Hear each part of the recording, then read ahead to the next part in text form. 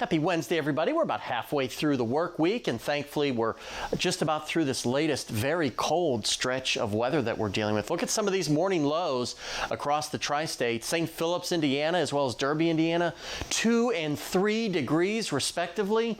7 in Mount Vernon, Owensboro at 9 and 10 degrees. One of the quote-unquote warmer spots, Henderson City there.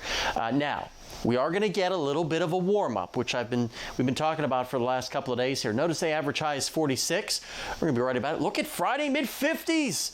Certainly we'll take that to get rid of any remaining snowpack that we have across the tri-state. But then as we get toward the back half of the weekend, things start to head the other direction, and they're going to stay in that direction as we head into next week. Look at 6 to 10 days out, according to the Climate Prediction Center. About 95% of the lower 48 is going to be seeing below average temperatures, except right in that Lake Tahoe area of California.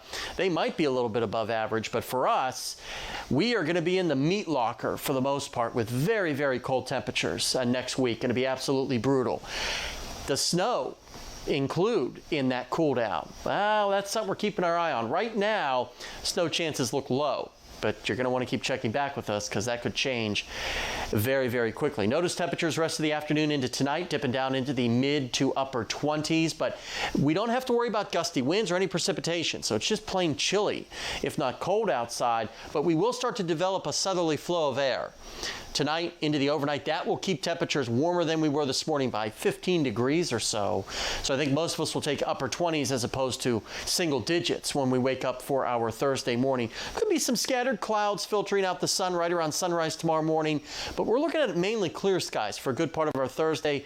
Notice here, mid to upper 40s by tomorrow afternoon, by the lunch hour or so, with that westerly, southwesterly flow of air continuing. So this afternoon will be cold, 20s and a few 30s. Maybe you get west of Kentucky Lake.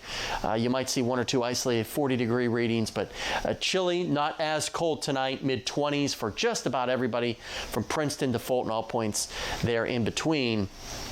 Then you look at those warmer temperatures for this weekend with a little bit of rain on Saturday. Rain, just plain rain, before we cool off by the time we get into early next week.